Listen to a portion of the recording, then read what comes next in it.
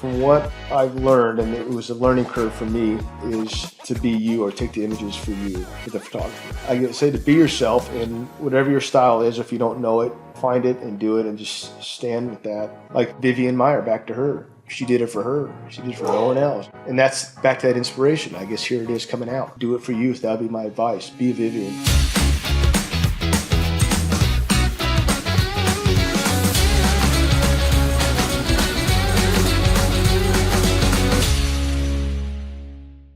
Today we've got Kevin Eckerman with us. He's local artist, photographer, electrician.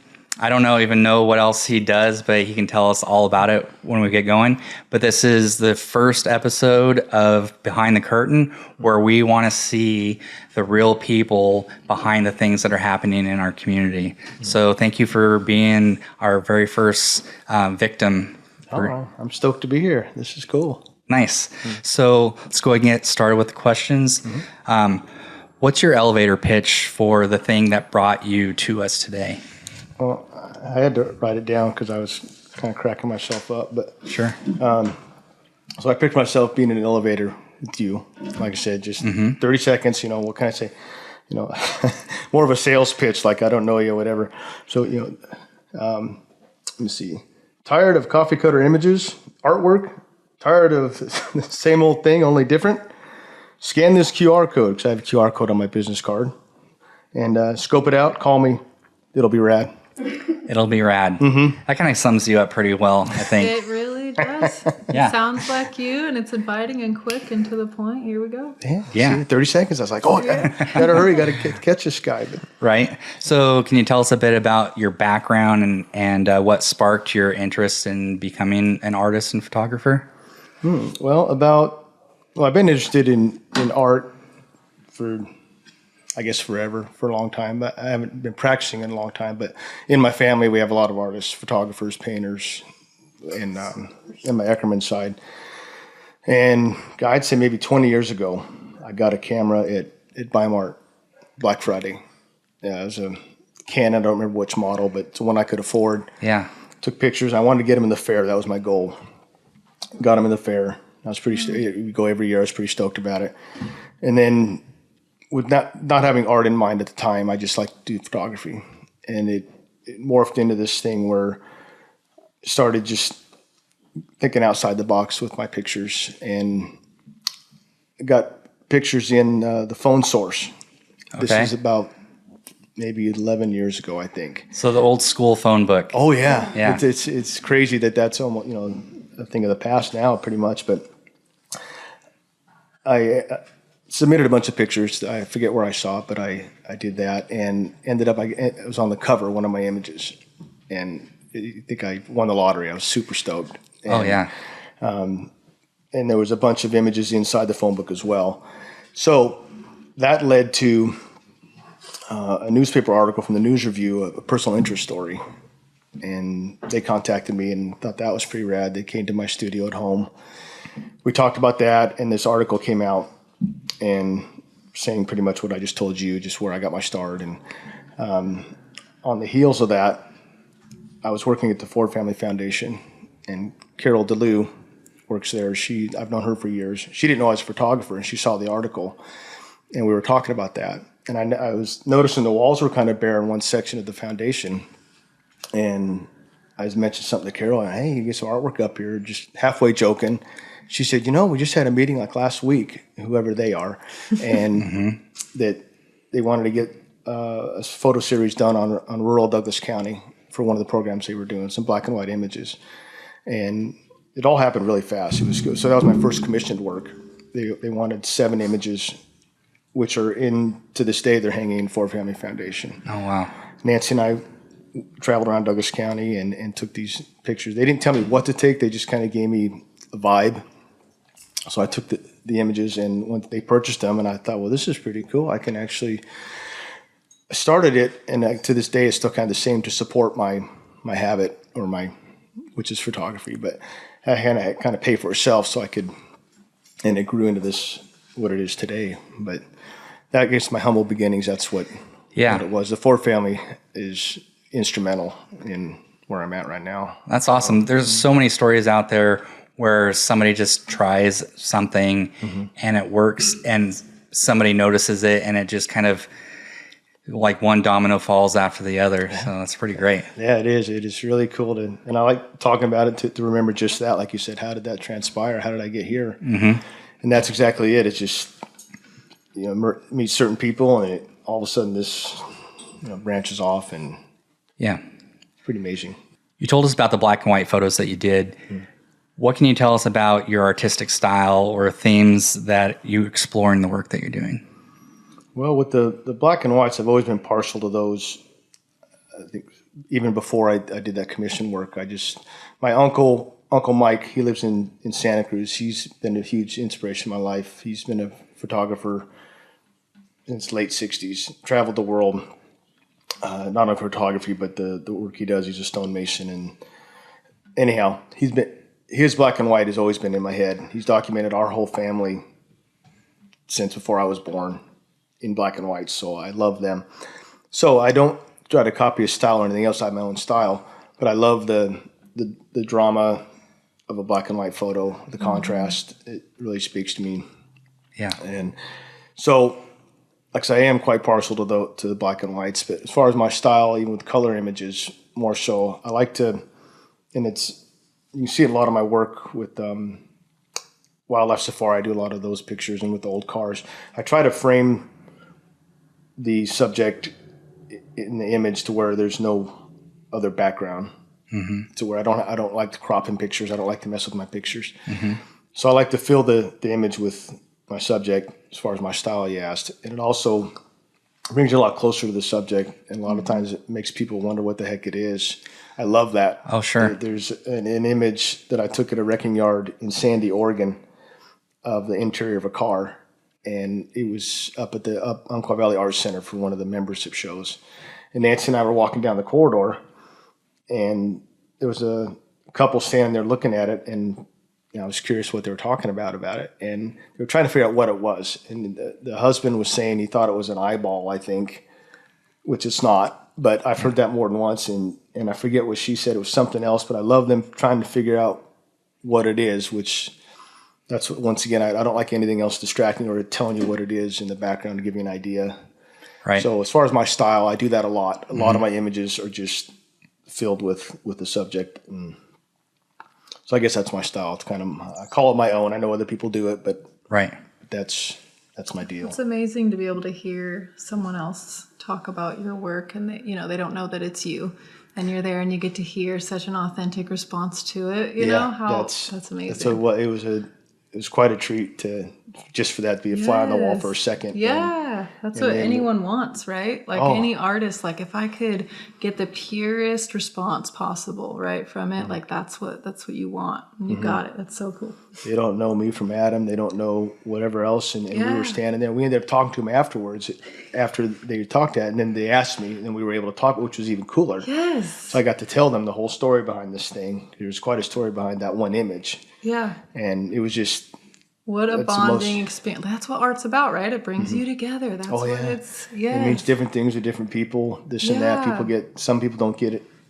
They see the image and that's kind of cool. And other people see something, whether what I saw or they see something totally different. Right, because everyone has their different perceptions, how it speaks to them. Yeah. That is cool. So what mediums do you prefer to work with and why? I like to print on metal and wrapped canvas. And why is because both those mediums, I don't like, personally, frames around my images. Not that I don't like images with frames on them. No, right. But the way I frame the photos when I take them, like we said. You take a complete photo. Yeah, exactly, complete. And that's all you're looking at. There's nothing for me.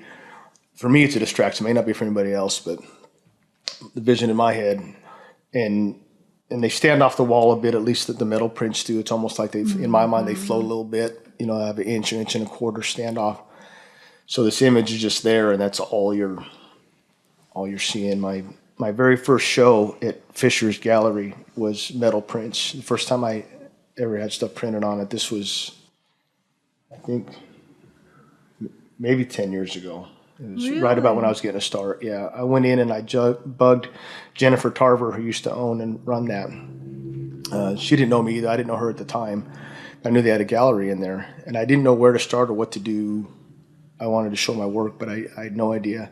So I went in and talked to her, and she's the nicest lady, but she didn't know me and what I was doing, and I kind of fell flat a little bit. And I went back in there again, and this time I ordered a book on, I think it's Shutterflies at the website. I think I ordered a book of a handful of images, and I brought that into her, and I showed it to her, and I think it was before smartphones were, granted, it wasn't that long ago, but it wasn't as accessible, I don't think, as now. At least I didn't have one.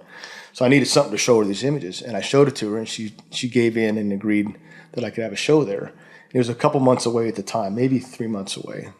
And she asked if I could have, I think, 15 or 20 images or something. And I was like, oh, yeah, And I had no idea. I didn't have the funds. I didn't know how I was going to do it, but I couldn't pass it up, Yeah. So I worked all that summer on small jobs and trying to raise money for myself, and I was buying images just one or two at a time on metal.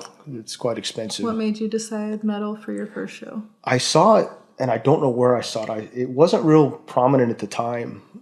Not that I brought it to the area or anything else, but it just wasn't around. At least I didn't see it a lot, and I don't know where Nancy and I saw it, but I loved the medium, and I loved, just like I described before, how it looked, what it did, and I wanted my images on that. I'd never seen any of my images on metal before. I just wanted them to do that. So Olivia at Silverleaf Framing, at the time they were in business, and that I met her at Photo Frog for the commissioned work at Ford Family Foundation. I met Olivia, a wonderful lady, really talented, and so I knew her there, and she opened her own shop by this time. So I went into her, and they got my prints printed for me. So it was this process, and I ended up getting 14 images, what I could get, what I could afford, and what could be in the gallery. And that show, by the end of it, I sold 11 of 14 pieces. That's pretty awesome. Blew my mind. I didn't know that was such a thing. For your first show. It was wonderful. It was, and you worked so hard for it, and the turnout was that amazing. Oh, it was, and it's not a huge gallery. I'd say there's two galleries in that building. One was maybe the size of this room, or maybe they both were where my artwork was. It might have been a little smaller, and it was packed that night for me and the other artists, and a lot of stuff going on. And then they had wood floors, and I have hearing loss, so when in a room like that, I have really trouble distinguishing what someone's saying to me when we're just talking, and you get 20 people in there, I can't hear a thing. So that leads to my point here. There was a lady who we're really good friends with now. She wanted to buy a piece that was up on the wall. It's a really emotional piece to me. It was taken out in Oakland, and I can get into that piece. But so we're at the show, and the lady, her name's Lori. She wanted the piece, and she asked me about it while we're in the middle of this thing. And I told her what the story was behind this image. And I started getting teared up because of the story. It turns out the story's about my lab, the whole thing. The piece is named, a chocolate lab. We've had labs forever. The piece is named Kona, after our lab. When I was doing the commission work for Ford Family Foundation, we were in Oakland. We were walking through downtown Oakland, and I took a picture of a door on one of the side streets next to Triple Oak Wine Vault. And it's just of a door on a red brick building. And told you I'm from here. No, it's okay. I don't care. This is why this is love what hearing about makes it. you such an amazing artist. This is why from start to finish with your photography, it is art, is because of this emotion you have. So do not hide that.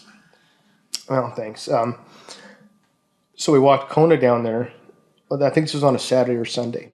That Monday, got up to go to work, and Nancy went out to feed the horses, and I took the dog out after feeding her.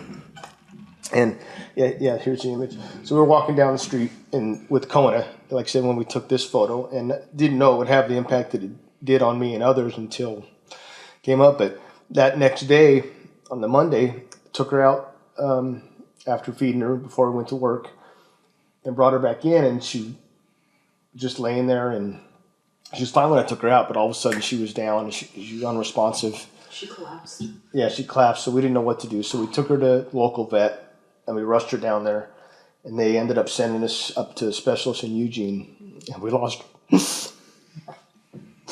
That day before was the last day. Yeah, so anyhow, we lost the dog that day, and it was a big deal. Yeah. But that's why it's named Kona. So I was doing this while we're talking. I'm telling these ladies about this.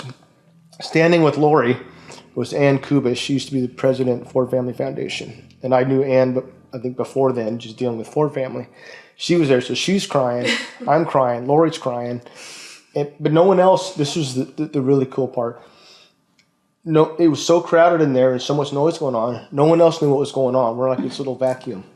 Three of us standing there having this moment, right? Yes. And so Lori Utz, her and her husband Paul, wonderful people. They're the one that purchased this. Well, like a week later, Lori, I think she sent me a letter.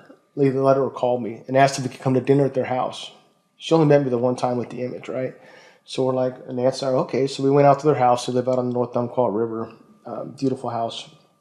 And so we're having dinner, and it was just like we'd known them forever. And we became so tight with these people. To this day, we stay at their place up in Portland. They have a place up there whenever we go up there, and they let us stay up there. When my wife donated a kidney to our son, we had to go to Portland a lot. And they let us stay there, and this beautiful relationship with these people. It stems from art. And I could go on and on about they are treasures to us. People that I've met through art. Julie's one of them. Sam, I knew before in my other life, my other trade, but I met you through art for the Faces of Umpqua project. Right. And anyhow, the branches that come off this whole art thing, it's just mind blowing when I sit and think about the people that I've met and that we know that are like family. Absolutely. So I probably went way off whatever the question was. No, that was great though. No, that's amazing. Getting to know the real you is what this is all about, right? Like we want to know what drives you and what impact it has on you and what impact it has on others. So like getting a basic understanding that this kind of art, as well as all the other art, it brings you together. And like hearing real stories like that where people are coming together in, life-altering situations and changing things for each other, that's amazing. I don't have words for it. It is quite a blessing, and the whole thing. That's why I love the art community so much, and just everybody. And it's a family. Yeah, because we understand there's emotion and there's so much life in it. It's great. And and speaking of emotional pictures, whether I'm going to talk about another one just because I'm doing this now and I can be done with it, right? Maybe. But Sam and I were talking before about pictures that are really emotional to me, or which that is one of them. And the other one here, and I knew when I took this photo kind of what was this one here, Papa. All right. That was the one with the eyeball that the guy thought was an eyeball. Right. Oh, absolutely. And we can talk about this for a sec too, if that's cool. Yeah, go for it. You asked about my style before, framing stuff and having people figure it out. This is a good example of it. On my 50th birthday, or right around there, what I wanted for my birthday, I told Nance, I want to go to this wrecking yard in Sandy, Oregon. It's the largest wrecking yard on the West Coast. So I got this thing about cars, old cars. Mm-hmm. I wanted to go there, and I wanted to go skate Burnside in Oregon, so I still skateboard. Right. And I'd never skated it, and I did it when I was 50. So we're at this wrecking yard, cruising around, and I don't know the make of this car. A lot of people have asked me, and I did not pay attention. But I couldn't get the door open on this car. But I could see this dash, and I thought it was just too rad to not get a picture of. So I'm leaning inside the driver's side window.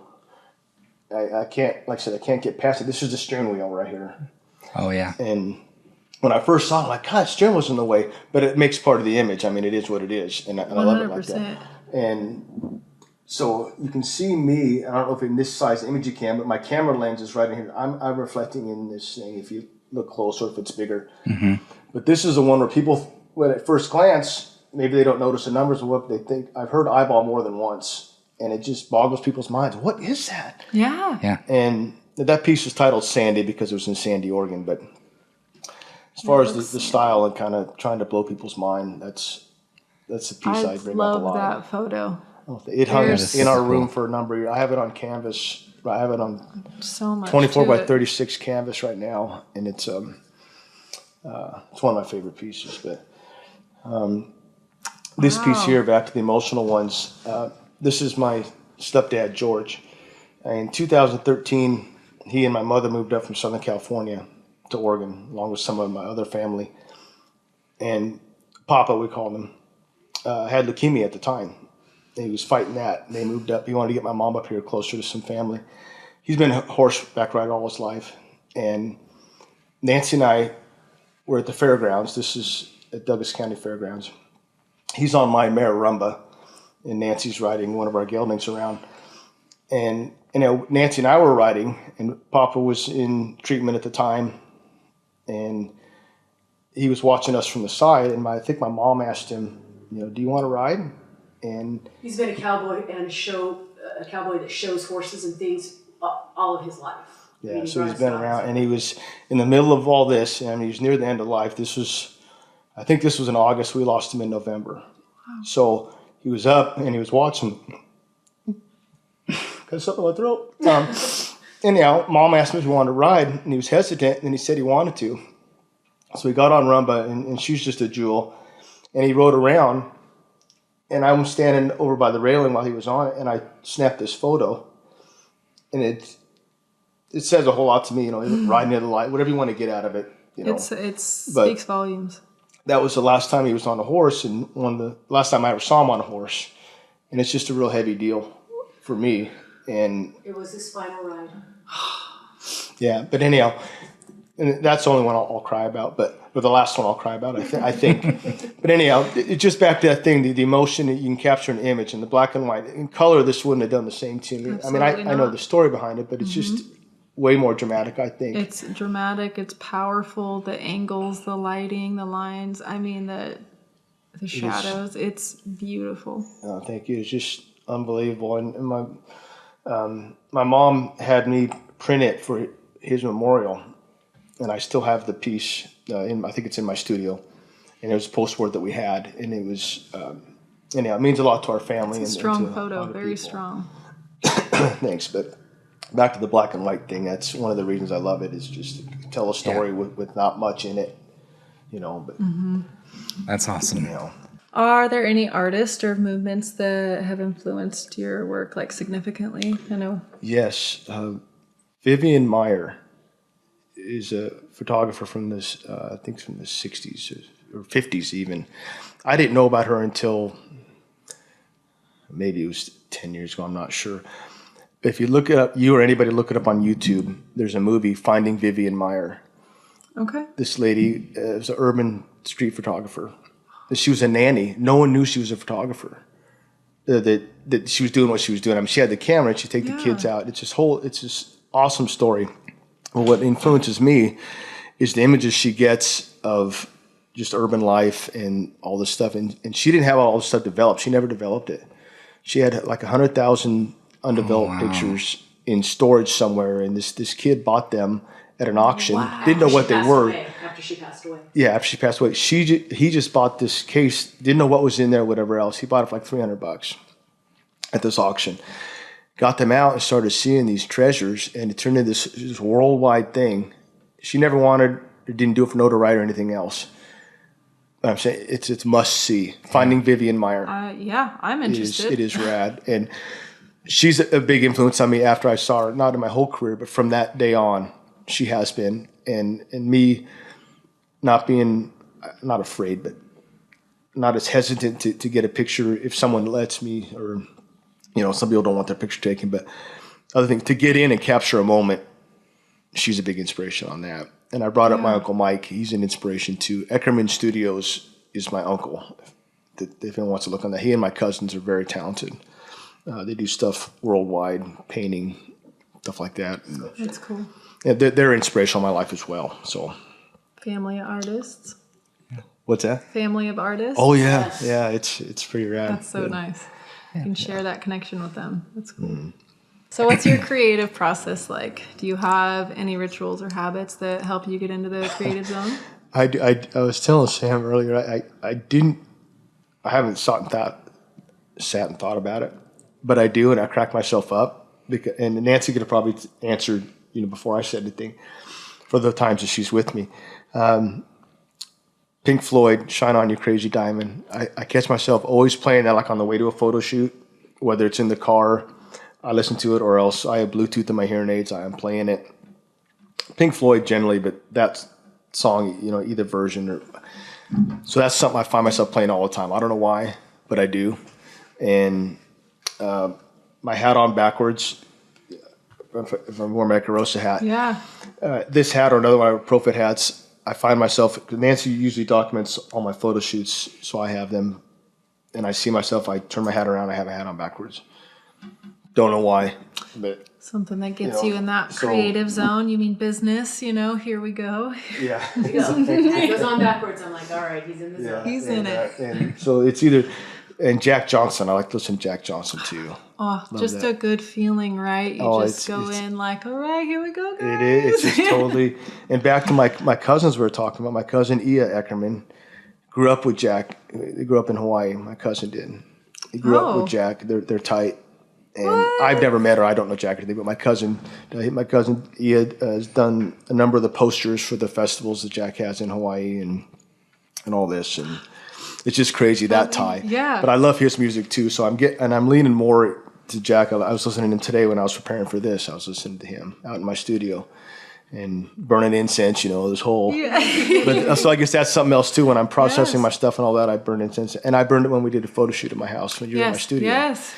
Now that we're talking about it, I do that all the time. So I guess those are the main things that, for whatever reason, it helps me chill out. And I love that. that and wearing my peace shoes, which I'm going to show you. Yeah. I love those shoes. Every time I see you wear them. This is from the Faces of the Umpqua project Yes. that I was fortunate enough to take Sam's picture for, and Michael's picture. This is another. We met Michael and Stacy through art.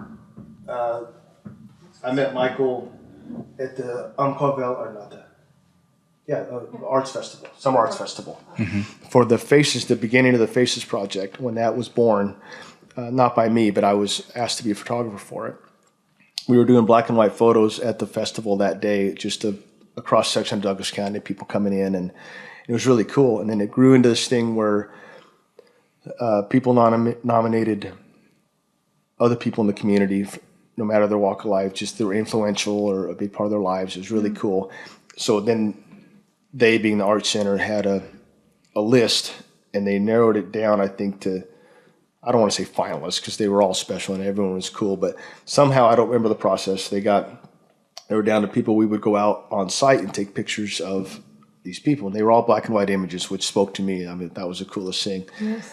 And I was the lead photographer and got first choice of the list. So I looked down the list, and I purposely picked all the ones I could that I would not be able, that would be challenging, that I couldn't go into their workplace. Like I did oncology nurse,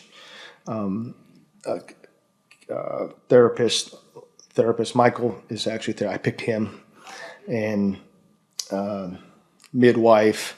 These are the other ones that I knew I couldn't go there, so I had to find out what their interest was. Yeah. And try to do that. Like the on-call nurse, we asked her, "What are your interests? What do you like?" And this and that. Wonderful lady. And Karina, I think was her name. So she said she's a diehard Ducks fan, football. Loves it, and that's her outlet because she's got a pretty heavy job. Yeah. So she loves football. So I thought, okay, what can we do? So I asked her to meet us at Roseburg High football field. We met her there. And I think it was a soccer practice or football. Some practice was going on part of the field. And we got down to one of the end zones, and so all you can see is the hash lines in the field just going behind her. And she was standing there. She had her Duck stuff on. She was super excited. And I was on a ladder, I think, in the end zone. I was just wanting to get a vantage point. And she ended up doing this thing with her hands like a heart. And it's a magical picture because of her. Yeah. And anyhow, I went off again. But the Faces project, it was just a really special project, I guess is what I was getting at. And Michael's one of the people I met there. And that image that I showed you on my Vans, I asked him what he dug. That's where I was going, because I couldn't go to his place of work either.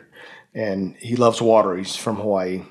and just water's his thing. So we met at Amaker, and he and his wife Stacy. So they're out in he's out on the rocks in the water, and we got some cool shots, I think, but felt a little forced. We just didn't know what to do, and I was happy with some of the shots. And we were talking in the parking lot for about 20 minutes afterwards, Nance and Stacy and I.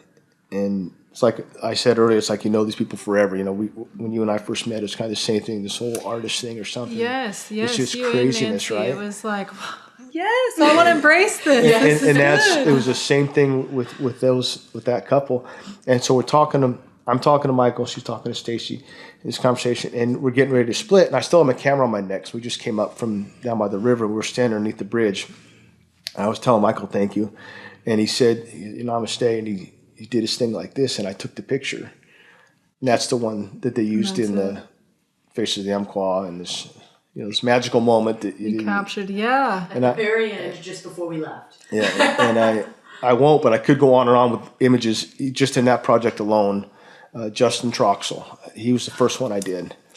And out of his shop. I just said I won't go into it, but it was magical too how that one ended up, and it wasn't what he and I planned. It was something totally different, and there's a lot of them like that. But this is projects, I have something in mind a lot of times, and I've learned to just let go of that. But I have something at least to start, but it ends up a lot of times being something over here or something you didn't even think of, and it makes it magical. And that's what it's all about. The whole art process. But okay. Well, that's great. So we've heard a lot so far about your professional side. How does art enter your personal side of life? That's a good question. I don't know if I wrote that one down or not.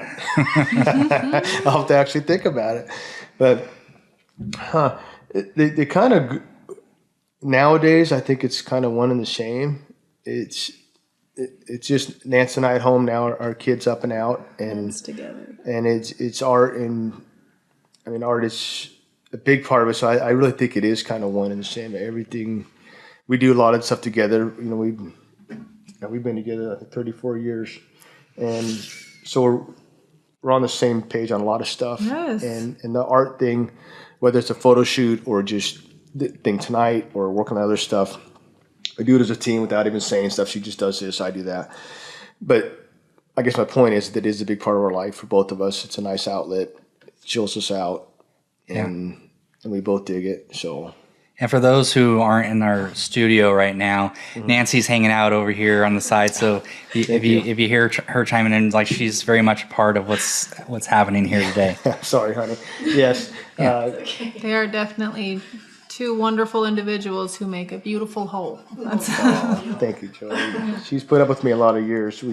We met when she was 18 and I was 19. Oh wow, and I'll be 54 here pretty quick. So it's been a pretty long run. We went to school together from 4th and 5th grade on, but I didn't meet her until the year after she graduated. His mom and my parents knew the same people, so we were doing this, like missing each other your whole lives, pretty much. Until the July after I graduated. He graduated ahead of me, and that's when we met. And I had known him as the guy with the mohawk, the only guy in our little cow town with the mohawk. I'll have to get you a picture of that. And the orange Caltrans truck. And that was, it was always a joke in my family that I was going to end up bringing home a punk rocker. So it was always a joke, and I was like, because I was very studious. And then I met him, and everybody was like, "What?" I'll have to get you a picture of the mohawk. It was pretty awesome. Yeah. But anyhow, so it's one and the same to answer your question nowadays, which is pretty cool, I think. So what are some of your passions outside of art? Skateboarding has been since I was 8 years old, and I still skate. Nancy skates. Nancy got into it after 2017. It was after I broke my leg, right? Yeah. I broke one bone skateboard. It was when I was 47, skating the Winston Bowl. And it was pretty grotesque. I had a peel-on fracture on my left leg. It was turned, my ankle was 180 degrees. I got all kinds of hardware in it and this and that. When I was rehabilitating, Nancy got me a longboard to rehabilitate, which is awesome. And So the next spring, it happened in October. The next spring, I was skating on a longboard, and I had Nancy try it, and she dug it. So we skate when the weather permits. We skate every week. I passed Sam a number of times on the bike path. Oh yeah, I'm out there playing disc golf, and I see you guys out there. We just got plates for our new cross trek, and it actually says skate date. Is what I got on it. A lot of people know it by that. Yeah, yes, I have these posts, on Instagram and Facebook about skate date, and my 2.5 followers are interested in it. Stop. But that's a big part of our life. To answer your question, is skateboarding. We have skateboards all over the house, and we both do it, and paddleboarding. So we like to stay active. Nice. Horseback riding.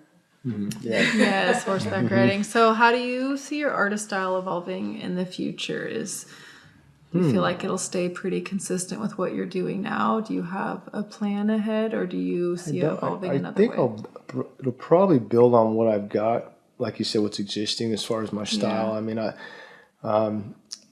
I don't know how I would expand or grow on that, but I guess that's the fun of it, because I probably had the same thing in my head years ago, and here I've changed it. But I have a process in the way I look at things, whether through a camera or not, the way I see it. So I picture the base staying kind of the same, but I don't know, I guess, which is kind of cool too. Yeah, I was going to say that's the wonderful thing about it. I don't know what it's going to do, so I don't know if I have an answer for that, but I'm just going to stay the course, I guess is what it is, and just be me. Yeah, and then we'll be excited to see what you come up with.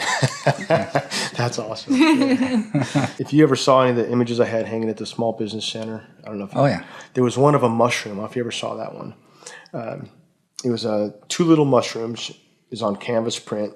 I was out cleaning the horse pasture, cleaning mushrooms out of our horse pasture because we didn't want them to eat them. We didn't want them eating mushrooms. Yeah. And so I'm cleaning that, and it was a rainy day. Of course, it's Oregon. It was a rainy day out, and I'm out there doing my thing. And I was moving some grass, tall grass, maybe about a foot long out there because the horses weren't grazing at the time.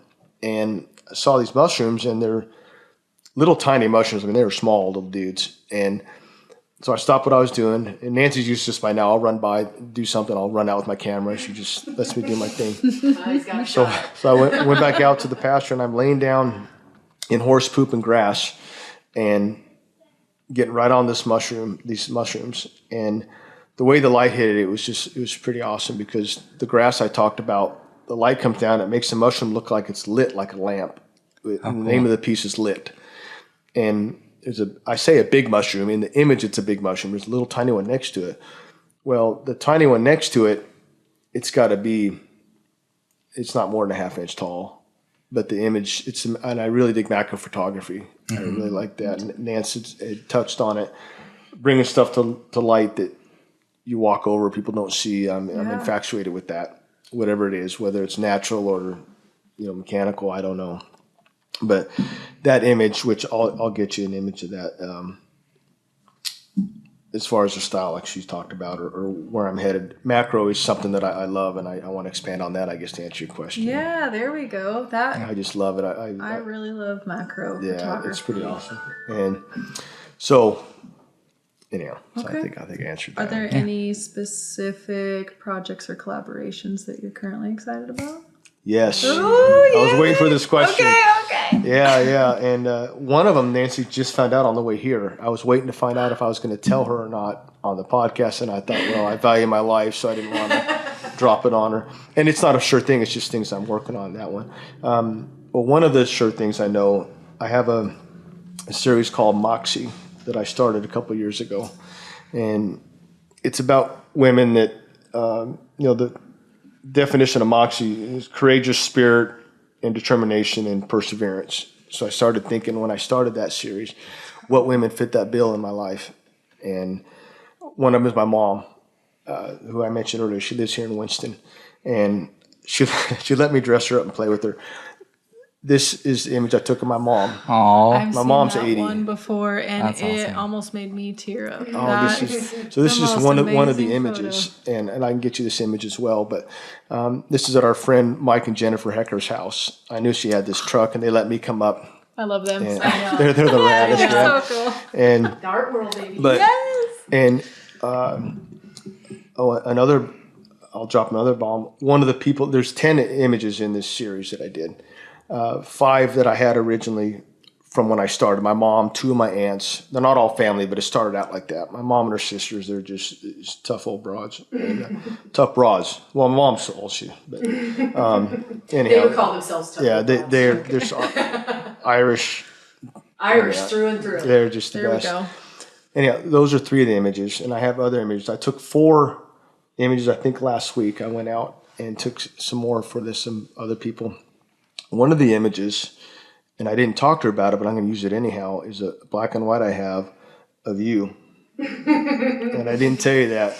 So, and I didn't think about it until I'm sitting there. I didn't tell Julie.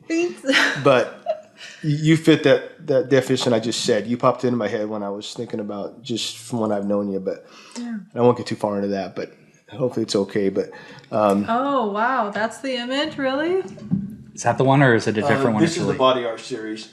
Yeah. It's from this same day, but it's a different. Okay. I think it's a different image, but it's black and white. And it may be that image. I don't know. I have to look it up now. But yeah, this is the day I met you. Yes. Winston Wrecking Yard. Yes. Yeah, and Sam asked me to get some pictures for the tattoo deal. But this photo shoot here, the number of images in that one I just love. The one of your forearm. I have that image is hanging downtown right now. That photo has gone so far. Oh, I had it printed on a skateboard. Someone bought it. I printed it on this. I didn't print it, but someone printed it for me. I had it on a skateboard, on metal, on canvas. It just speaks to a lot of people. Yeah, I have. That day was really amazing, and I was super excited to meet you guys and just be doing that at all. But how far that image has gone just from our little, we'll just take a few photos, you know? And back to that thing where you never know where it's going to grow from, whatever we were just going to get some pictures, and then it grew into this thing, and it was such a fun day, and it was so cold that day. You were such a trooper. You were freezing. You zoom in, you could probably see the goosebumps on your arm. This is hanging right now down at F&B restaurant downtown. I have maybe 12 pieces hanging in there. I have been able to go in there. I've only been able to do it once, but I was able to go and try their food and check out their atmosphere. That was cool, but I haven't been in there since your photos have been in there. Oh, nice. Well, now you're hanging in it. You have to see it. And they, Heidi, the owner, just bought a piece from me. I delivered it down there to hang to sell. It's a 4-foot by 6-foot metal print of black and white of zebras that I took at Wildlife Safari. Is it?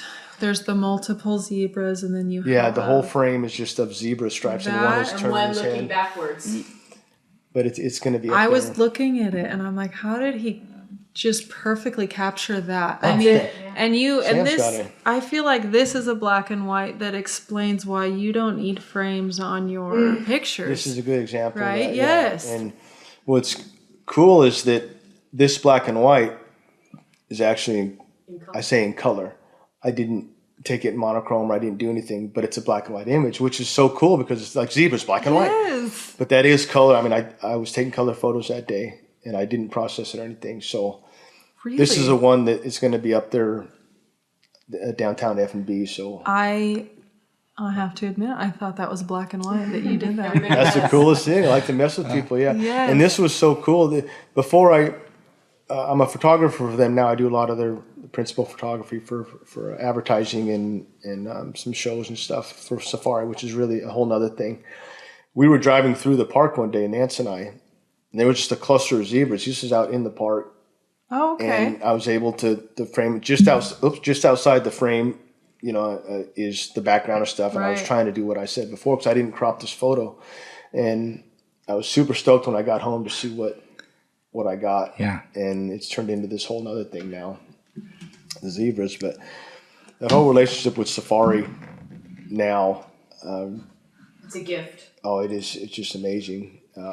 The access I have now, getting in, pens with critters and this whole. I had a show at North Bend here end of last year. That was mostly all those pictures, and it's quite an opportunity. So you started about 20 years ago, you said, when you got your first camera, right? And then 10 years ago was your first show. Yeah. And you've built all these relationships, and these still images have gone to places you didn't even imagine they'd go to, right? And like gone to audiences that you probably didn't even know they'd hit, right? No, it's grown into such a beautiful thing, and you and your wife, and you've had such a beautiful life together, and then this is something you get to enjoy together. And I think that's so powerful, especially in the artist world, and with you guys being so into also meeting other artists and collaborating and doing things like this. Can you tell us a little bit about the brand you created? Well, the brand, the Eckerman brand. Well, that's when I first started my business, I called it Rancho Eckerman Photography, and we have some property out in Umpqua Valley. Before the photography came up, I still have a greenhouse, but I used to sell plant starts out of it, and that was a little side business. And I called it Rancho Eckerman, a play on words like the Ponderosa. Yeah. Eckerman. It came to me one night. Yeah. So I had this whole brand with an R and an E, and I still have some shirts and stuff with that on it. But it was that initially, and I rebranded here, I'm not sure how many years ago now, and came up with the logo I currently have that's on my hat. Yeah. It's called the Thrasher font is what it is. And going back to my skateboarding, for however many years, it's my homage to skating, and you get to combine anyone who skates sees that and knows what it is. And I got the Thrasher on one hand on a wristband, and then I have my Eckerman logo on my other hand on a wristband. But so as far as the rebranding, and then I just shortened the name to Eckerman Photography, and so that's what that's about. And there's different variations of my logo and the brand for that, and it turned into shirts and stickers and hats. And wristbands, and now there's this thing that started maybe a couple of years ago when I started getting a lot of stickers, and people, whether I prompted them or they just did it, they'd stick them certain places. They end up in skate parks or wherever else, or people taking pictures of themselves with the hats or the shirt.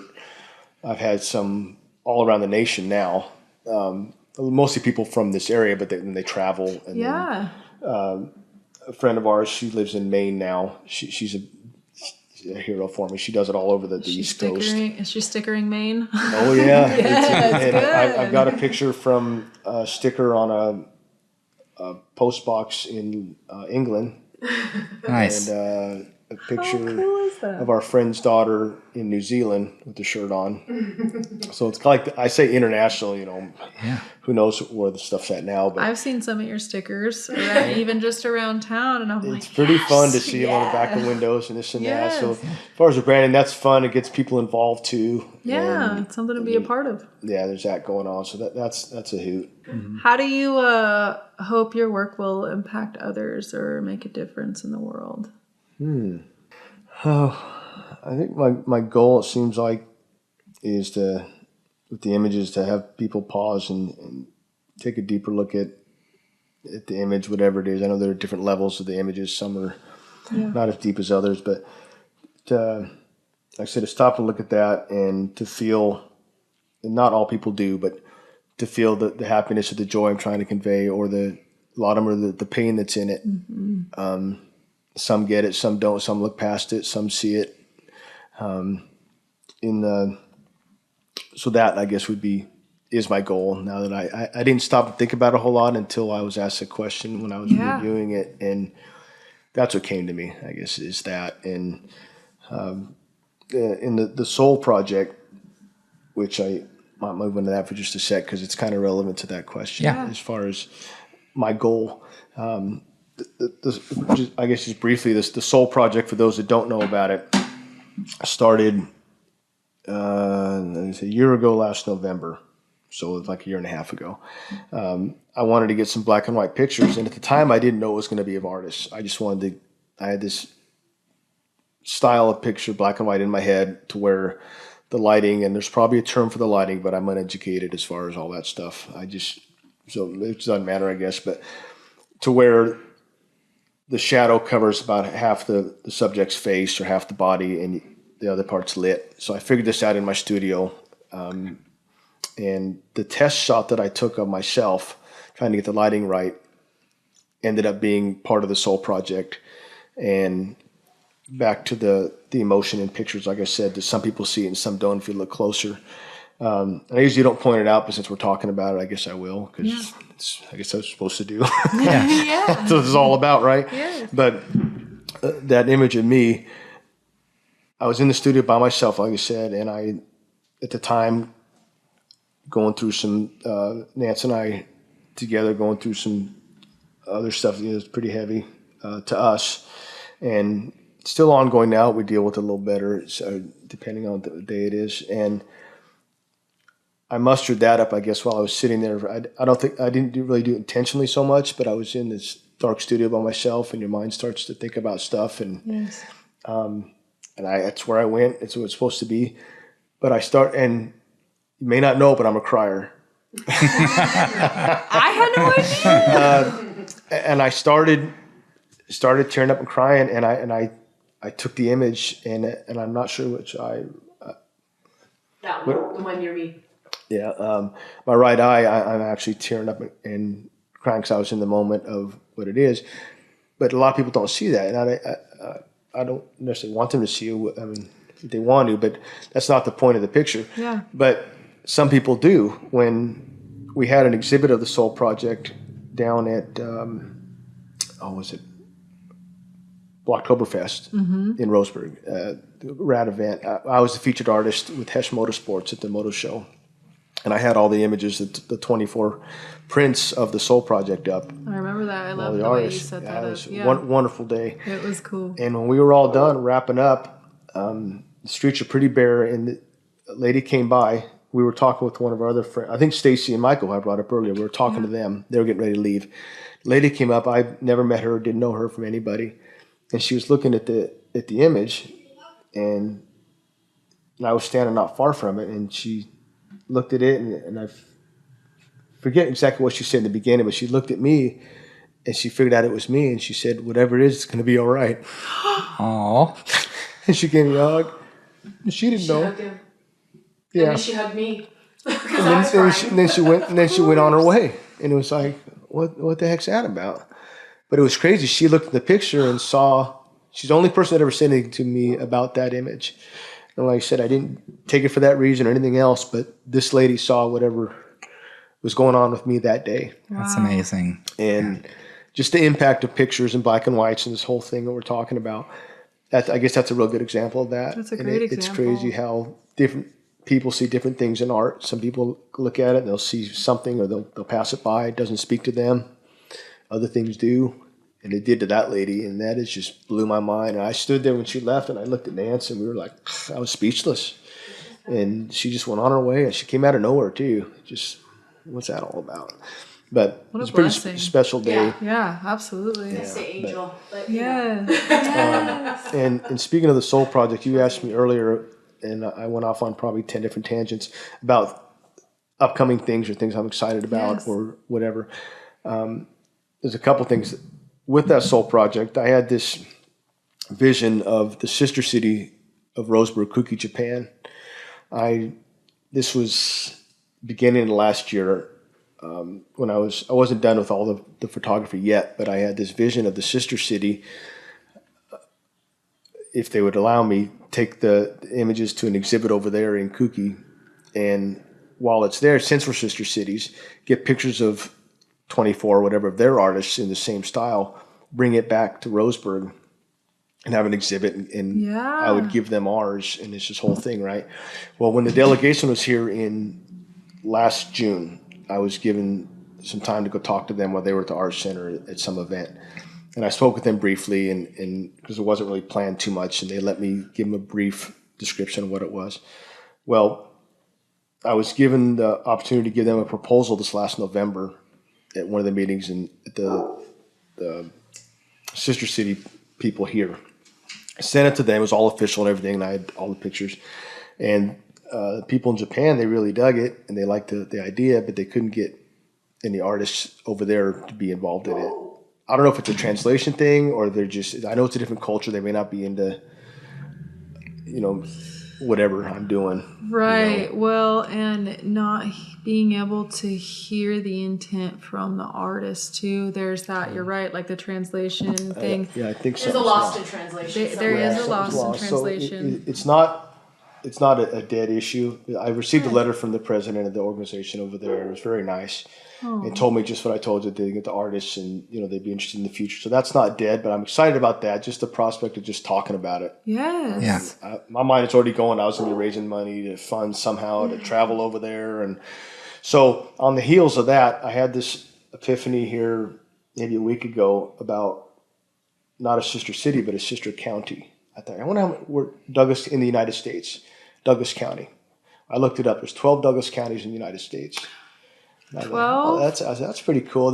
Washington State, I think Wyoming, and kind of west, Midwest. I was thinking, where's one farthest east? Because we're West Coast. Yeah. Douglasville, Georgia, Douglas County. Georgia. They have a cultural center there, art cultural center, and I contacted them. They didn't have an email, but they had a little comment box you could put in. And I did this just this week, and I sent them just a synopsis of what I was saying. I said, is there an email that I can send some images, and I'd like to explain this thing I got in my head.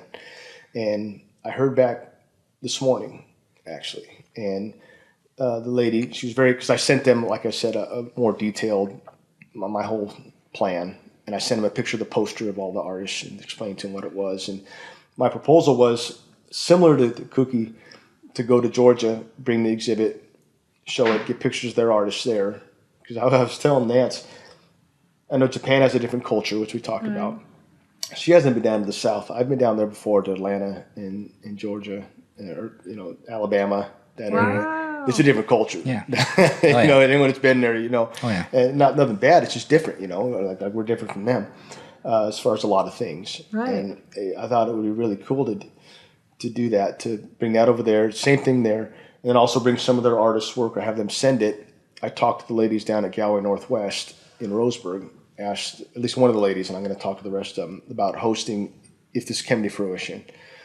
Would you guys be willing to host them? And everyone is in on it. They were cool with it. So the lady got back to me today, said they're in between gallery coordinators right now, but they're interested in the prospect. So they want to get someone in place and contact me on that.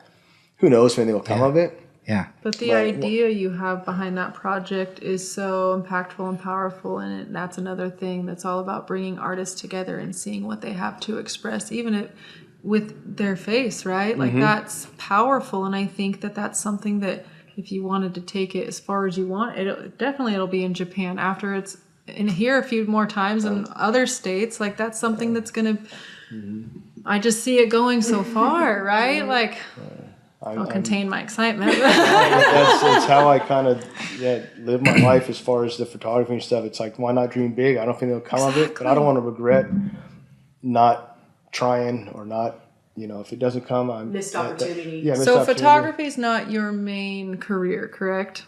Correct. Right. Yeah. So this is something you've been able to create and do wonderful things with, and this isn't even how you pay the bills. This isn't what takes up that big chunk of time during the day for that, and you've been able to do so much with it. How inspiring is that?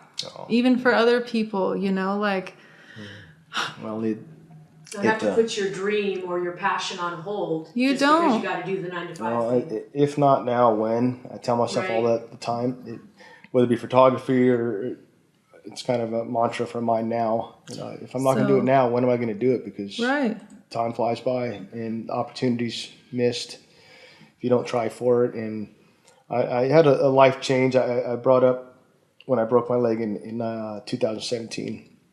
On the heels of that, a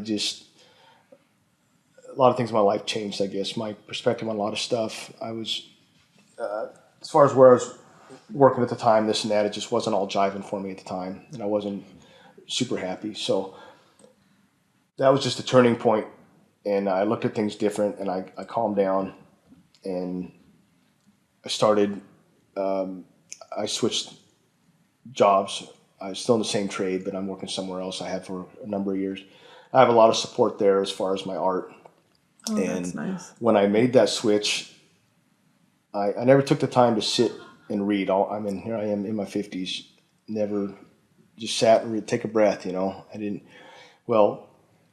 when I switched where I was working, I had Fridays off. So every Friday morning I go to My Coffee in Roseburg. I'm there at 6:00 and I sit there until about 8 or 8:30. A lot of times by myself. Sometimes I have people, I say on the show, I have no recording, no cameras. Well, I have a camera. I take a picture of whoever I'm with, a selfie. But it's just to sit, like I said, either by myself or Nancy, she's with me. We'll sit and read. We'll talk. I'll do my photography work, look at pictures, or I have a stack of photos here that I have on my fridge. I take pictures, and people in the community that I don't have time to sit and talk with. People from the surgeon, Brandon Bishop, he's the one that got me walking again. Brilliant photographer. He's in the Soul Project as well. But I met him through my leg. Really? And I didn't know he was an artist. And yeah, he's in the very top right of the poster for the Soul Project. Okay, very top I'll right. look at it. Brandon, brilliant landscape photographer. I mean, it's just the raddest thing. But he's been on there. Carol DeLue, who I mentioned before, the Ford Family Foundation. Dick Baltus, he used to run AHM Marketing. Dick's come on the show. Just a broad range of people, and I never know who's going to show up. That's another way that you have to connect with people. Oh, it's wonderful. It's so important to keep those friendships and relationships going in those ways, and to put stuff on pause and just sit and talk over. Yeah. Whether someone shows up or I'm just reading my books, it's usually skateboard books or something, it's whatever I'm cool with. But just a quiet time and chill out. So open invitation. I'm there every Friday religiously. You will not be disturbing us. Yeah, that's good. The people there, they're wonderful. Yes. It's like Cheers when I walk in because I know I've known Heidi Underwood, the owner, for a lot of years. Wonderful person. And her whole crew's wonderful. And they know my order. I walk in. It's, like I said, I'm like Norm, Yes. But it's a wonderful place, local place, and she supports art. She's had my art hanging up in there a number of times, as well as other local artists, giving them a chance to get their stuff up. Traveling back in our conversation some time ago, talking about, me to start, I didn't know where to go, where to start. I was intimidated to get my artwork up. People are going to like it, or whatever. I didn't know what to do. She gives people opportunities.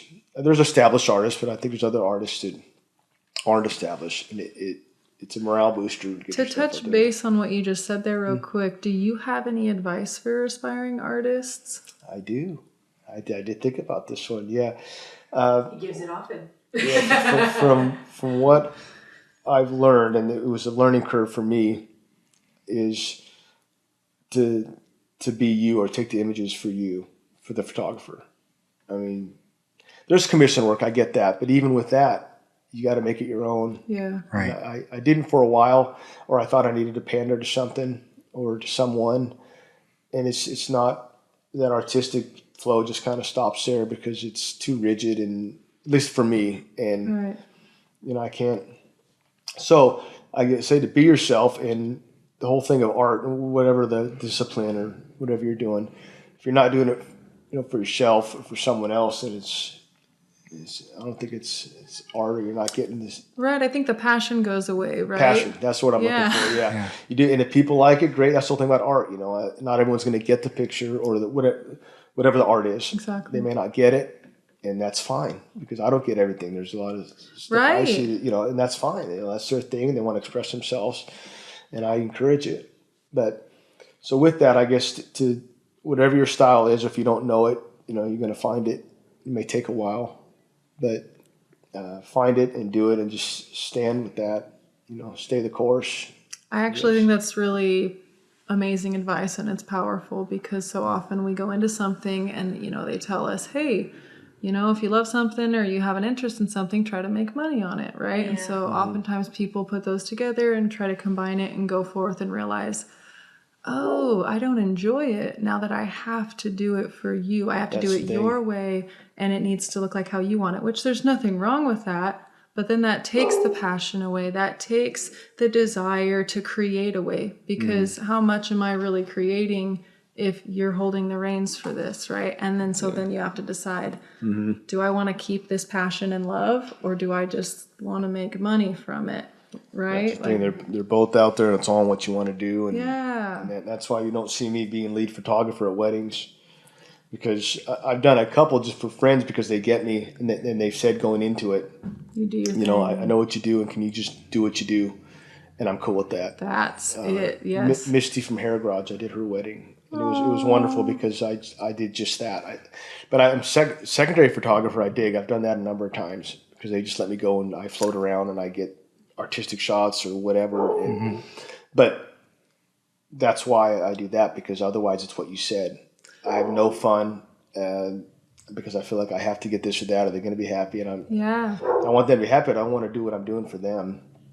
I mean, if that makes sense. No, I know it's their pictures, but I mean, as far as the art and the photography, I do it. It may be one person out of 100 or more that actually get it, and that's cool. I'm down with that. Yeah. Or if they don't, I'll have it hanging in my house. Or like Vivian Meyer, back to her. She did it for her. She did it for no one else. She didn't care if anyone else knew about it. And that's back to that inspiration. I guess here it is coming out. There we go. You do it for youth. That'd be my advice. Be a Vivian. I love that. Yes, I'm on board with that completely. Yeah. So I think that. What are some of the biggest challenges you faced in your journey, and how have you overcome them? Well, kind of common thread. When I'm going to a photo shoot, not so much for myself, but when I'm doing it for someone, whether I'll do some family portraits and other stuff like that. Once again, in my own style, it's not the norm, so I'm comfortable with that part of it. So I don't mind doing those. I like them. But whether it be that or the work I talked about, a wildlife safari with the animals, which I know they're unpredictable, but if I have something in my head on the way there, I'm trying to picture, okay, where am I going to start?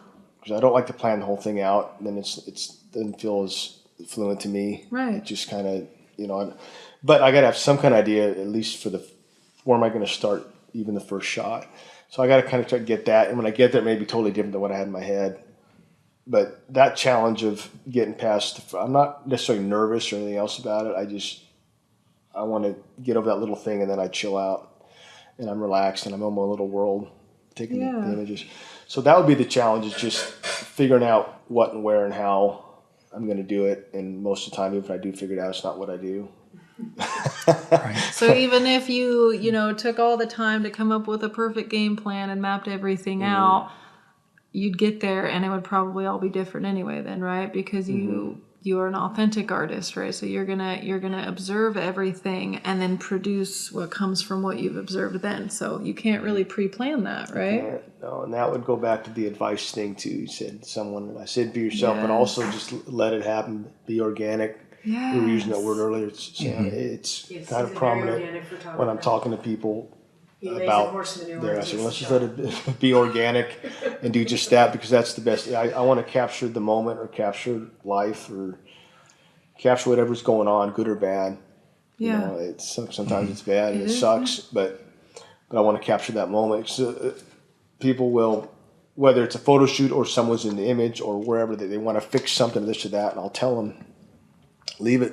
Yeah. Because I love it. Imperfections, they're powerful. In one of the Soul project pictures of Ryan Owens, I think he noticed it when I showed him the picture later. I think I saw it when I was taking it, but I didn't focus on it. He's wearing this really cool little black hat. I dig the hat. And I think and he'll probably be upset I'm talking about it, but sorry, dude. There's some pet hair on it or something. It's not that noticeable, just normal, whatever. I mean, we have 2 labs. I'm covered in hair all the time. It was a wool hat, so it holds hair. Since it's black and white and there's a contrast and all that, I see it. And Ryan had mentioned something. He was being cool about it. He's like, oh man, I got that on it when I showed him the image later.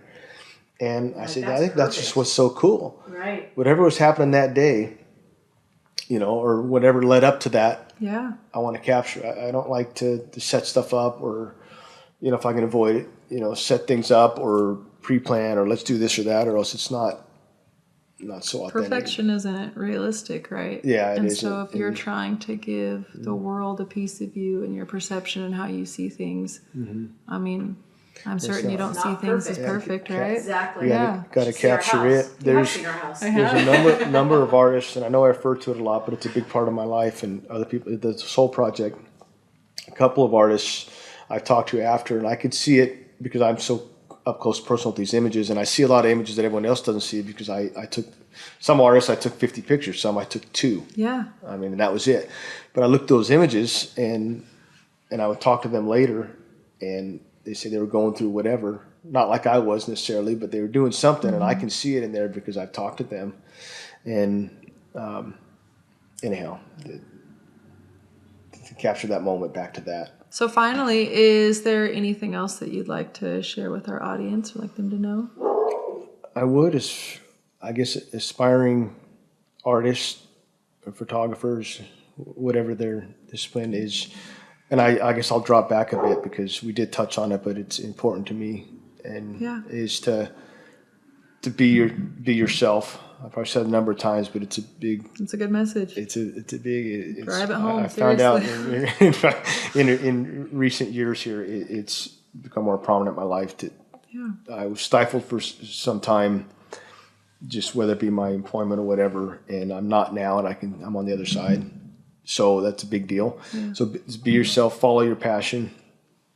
Those projects I just talked about, I don't know if those will come to fruition or not, but you got to follow it because you don't know.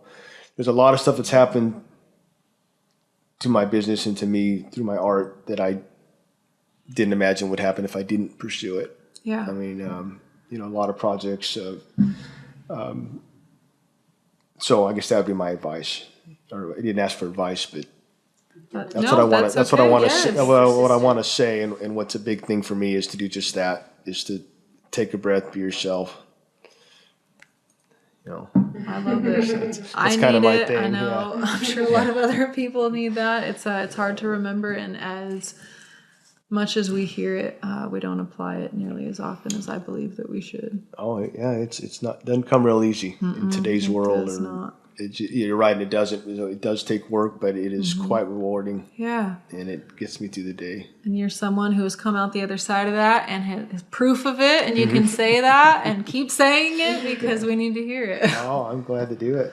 But it's been a fun ride. It'll continue to be. I mean, I look doing this till I can't do it anymore, which is when I'm not on this earth anymore. No, it sounds like you found something that really drives you and drives your passion and gives you such a big reason, you and Nancy, for life and being here, and what you're doing for others and yourselves is. Thanks. I love it. It's enriched our life greatly. So.